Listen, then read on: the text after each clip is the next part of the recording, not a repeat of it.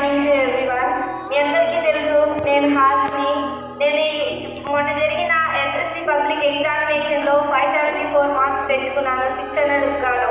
నాకు ఈ మార్క్స్ తెచ్చుకోవడానికి గల కారణం ఇక్కడుండే అందరూ టీచర్సే. నాకు ఈ మార్క్స్ తెచ్చుకోవడానికి చాలా హ్యాపీగా ఉంది.